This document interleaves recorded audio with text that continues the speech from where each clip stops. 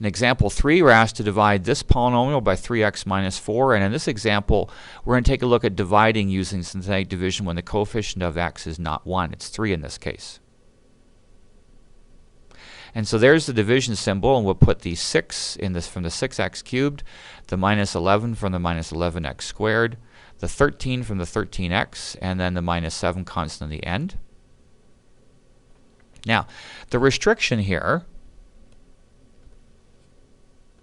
is 3x minus 4, to find the restriction, cannot equal 0. And so I want to solve for x here to find the restriction. So if we add 4 to both sides, then this adds to 0. So we would get 3x is not allowed to equal 4, and then we divide out the 3. So the restriction is x is not allowed to equal 4/3. Notice that it's actually just the opposite of this number, the 4, over this number.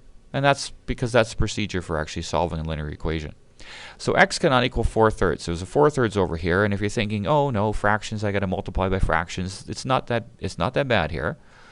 So the first thing we do is bring that 6 down. Now we have to multiply the 6 by the 4/3, and that's the thing that some people cringe at, but it's not that bad here.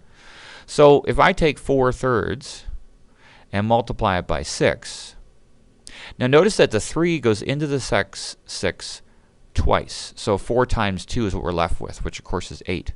There is a denominator of 1 here, but you don't really need to write it because 8 over 1 is still 8. And so we add the negative 11 to the 8 and get negative 3. So now I need to multiply 4/3 by that negative 3. And the 3 goes into the negative 3, leaving a negative 1. So 4 times negative 1 is negative 4. Adding that to the 13, we get 9. And so one last time, 4/3 times the 9. 3 goes into 9 3 times, and 4 times 3 is 12.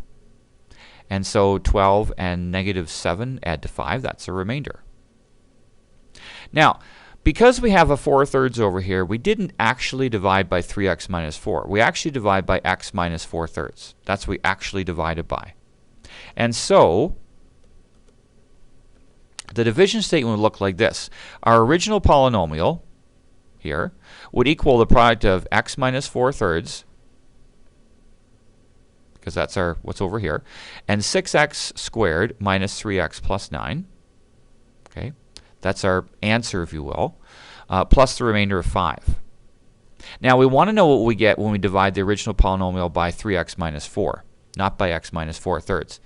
And notice that there's a coefficient, a common factor of 3 here. All the coefficients divide by 3.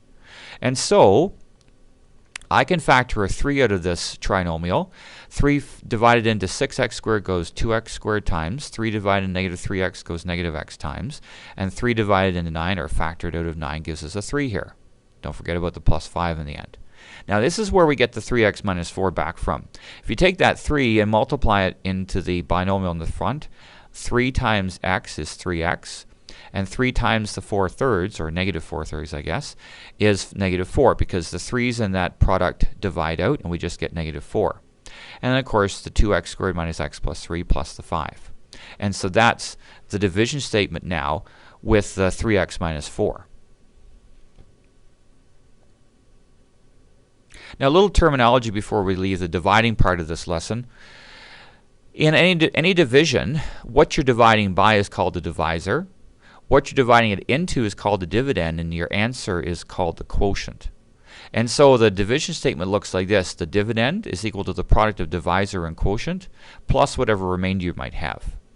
Now if you take this division statement and divide the whole thing by the divisor,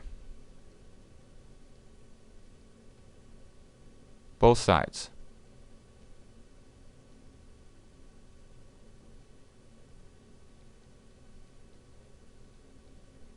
and of course they divide out here. And then you get the other division statement. Dividend divided by divisor after these divide out equals the quotient plus the remainder over the divisor. So that's where that remainder over divisor part comes from. So there's the two different ways to write the division statement.